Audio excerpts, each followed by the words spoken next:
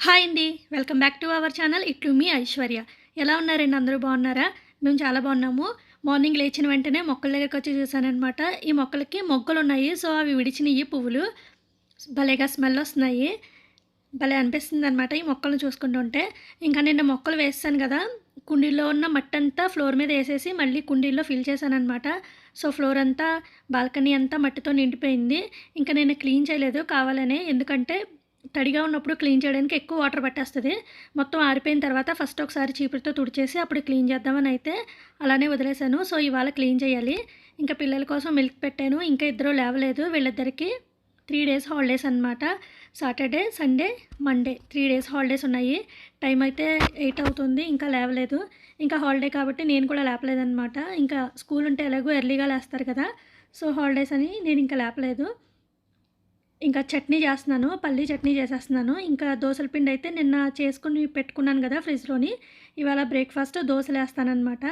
ఇంకా పిల్లలిద్దరూ లేచేశారు. మా చిన్నోడైతే ఏవేవో జిమ్నాస్టిక్స్ అలా చేస్తానే ఉంటాడు. దెబ్బలు తగిలించుకుంటాడు. ఇంక ఇద్దరు లేచేశారు. బ్రష్ చేసుకున్నారు. సో, మిల్క్ ఇచ్చేసాను. తర్వాత ఇప్పుడు చట్నీకి ఆల్రెడీ వేయించి పెట్టేసాను కదా!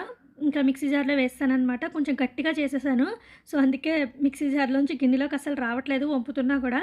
ఇంక నేనైతే గట్టిగా ఉంటే అసలు ఇష్టం ఉండదు నాకు. కొంచెం పలచగా ఉంటేనే నచ్చుతది. సో, అందుకని కొంచెం వాటర్ కలుపుకొని పక్కన పెట్టుకున్నాను. ఇంకా దోసల పిండి నిన్న ప్రిపేర్ చేశాను గదా! చాలా రోజుల తర్వాత మిక్సీలో ప్రిపేర్ చేశాననమాట. గ్రైండర్‌లో రుబ్బిన పిండయితే దోసలు మెత్తగా అనిపిస్తాయి. మిక్సీ జార్‌లో ఎందుకో నాకు మెత్తగా అనిపించవనమాట. మిక్సీలో వేసిన దోసల పిండి దోసలు. సో, ఇప్పుడైతే నాకెంత కావాలో అంత పిండి తీసుకొని సాల్టు, వాటరు మిక్స్ చేసుకుంటున్నాను. నాకెప్పుడు కావాలంటే అప్పుడు ఇలా ఎంత కావాలంటే అంత తీసుకొని మిక్స్ చేసుకుంటాను. అంతేగాని అంత పిండిలోని సాల్టు, వాటరు మిక్స్ చేసి పెట్టననమాట.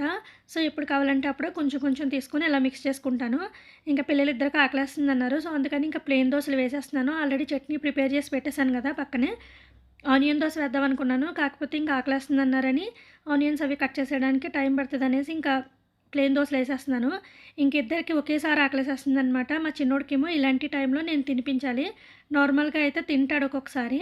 కానీ ఇలా పనున్న టైంలో తినిపిస్తేనే తింటాడు. లేదంటే అలా వదిలేస్తాడు. సో, అందుకని ఒకవైపేమో మా చిన్నోడికి తినిపిస్తున్నాను. ఇంకో వైపేమో దోసలేసుకొని మా ఇషుకి కూడా వేసేసి ఇస్తున్నాననమాట. 2 పనులు ఒకేసారి చేసేస్తున్నాను. ఇంక ఇద్దరు బ్రేక్‌ఫాస్ట్ చేసేసారు. వీళ్ళిద్దరికీ బ్రేక్‌ఫాస్ట్ అయిపోయిన తర్వాత నేను కూడా ఫ్రెష్ అప్ అయ్యి వచ్చేసి దేవుడికి దండం పెట్టేసుకొని నా కోసం కూడా దోసలు వేసుకుంటున్నాను. చాలా ఆకలేస్తుంది. సో, ఇంక వీళ్ళిద్దరూ ఏం చేస్తున్నారంటే క్లీనింగ్ చేస్తున్నారనమాట షెల్ఫ్‌లు అవన్నీని. వాళ్ళంతట వాళ్ళే క్లీన్ చేస్తానన్నారు. సో, అందుకని నేను కూడా ఓకే చెప్పాను. ఇంక మా చిన్నోడు కూడా ఈ టేబుల్ క్లీన్ చేస్తున్నాడు. నిమిషానికి వెళ్ళి ఆ క్లాత్‌ని తడి చేసుకొని వస్తున్నాడనమాట. మొత్తం వాటర్ అంతా కిచెన్ నిండా జల్లేసాడు.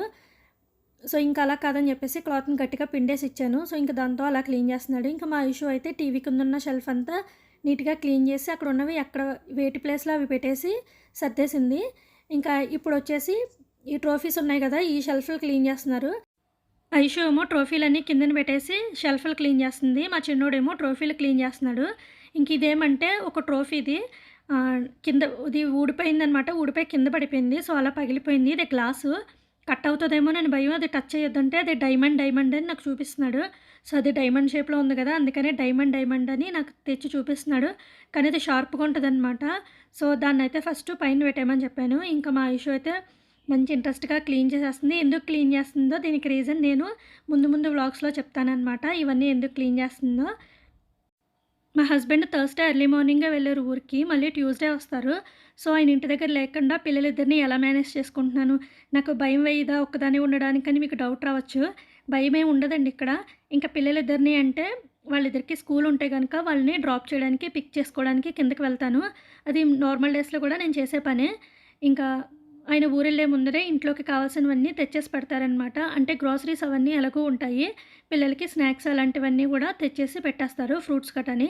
ఇంకేవైనా కావాలి అనుకుంటే గనక బిగ్ బాస్కెట్‌లో ఆర్డర్ చేసుకుంటే బిగ్ బాస్కెట్‌లో వచ్చేస్తాయన్నమాట.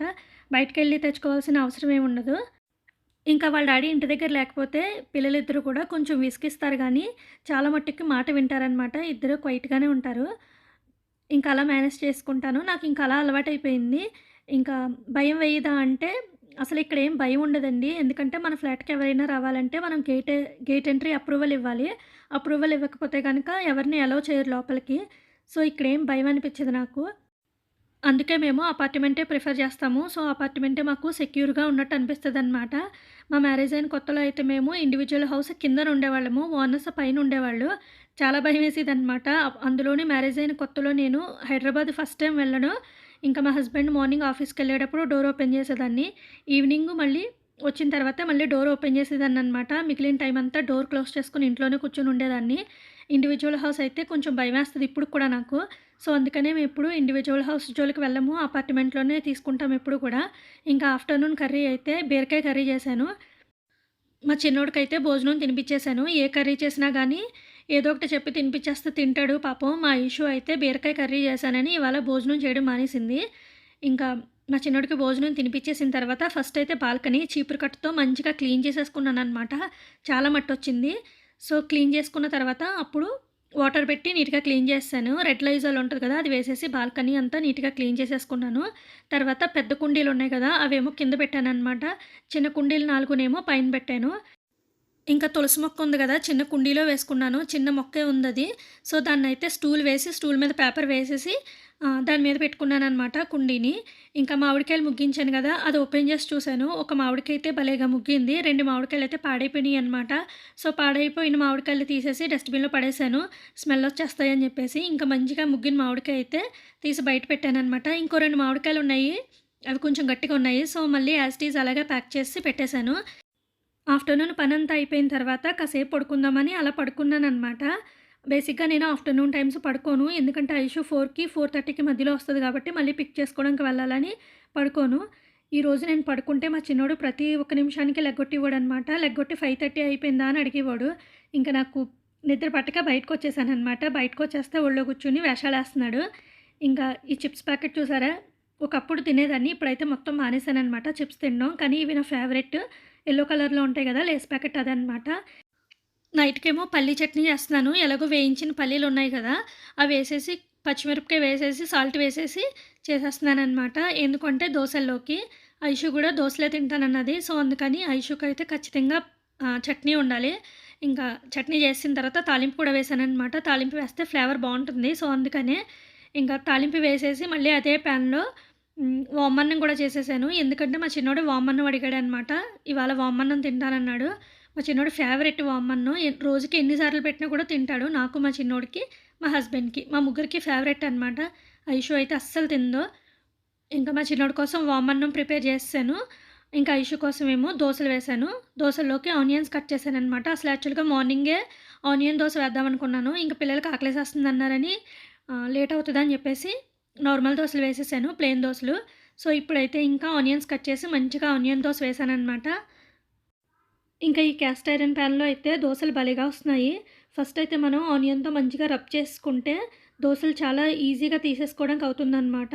నాన్ స్టిక్ ప్యాన్ అయితే స్టార్టింగ్‌లో బానే వచ్చేవి. తర్వాత తర్వాత స్టిక్ అయిపోయి అబ్బా! ఏం చెప్పాలండి చుక్కలు చూపించాయన్నమాట నాన్ స్టిక్ ప్యాన్‌లు. ఇప్పటికి నా దగ్గర 4 ప్యాన్‌లున్నాయి నాన్ స్టిక్ ప్యాన్స్ యూజ్ చేయలేనివి. ఇప్పుడు వాటి మీద దోసలేస్తుంటే స్టిక్ అయిపోతున్నాయన్నమాట. సో, అందుకని ఇంక అవన్నీ యూజ్ చేయడం మానేశాను.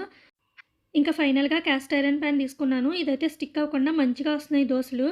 ఇంకా నాన్ స్టిక్ కన్నా ఇదే బెటర్ అని చెప్పేసి తీసుకున్నాననమాట. కాస్ట్ అయితే రూ. 1099 ఎంతో పడింది. వెయిట్ అయితే చాలా ఎక్కువ ఉందనమాట ప్యాను. కానీ దోసలు మాత్రం స్టిక్ అవ్వకుండా బాగా వస్తున్నాయి. నాన్ స్టిక్ బెటరా? క్యాస్ట్ ఐరన్ బెటరా? మీకు తెలిస్తే కామెంట్ చేయండి. ఇక్కడితో అయితే వ్లాగ్ ఎండ్ అయిపోతుంది. మీ అందరికీ నచ్చింది అనుకుంటున్నాను. మరొక మంచి వ్లాగ్‌తో మళ్ళీ కలుస్తాను. వ్లాగ్ ఎలా ఉందో కామెంట్ చేయండి. ఇంకా ఎవరైనా సబ్స్క్రైబ్ చేసుకోకపోతే ప్లీజ్ ఛానల్‌ని సబ్స్క్రైబ్ చేసుకోండి.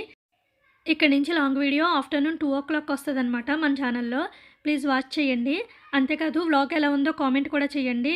వీడియోని లైక్ చేయడం మాత్రం మర్చిపోవద్దు. Thank you for watching. Take care. Bye.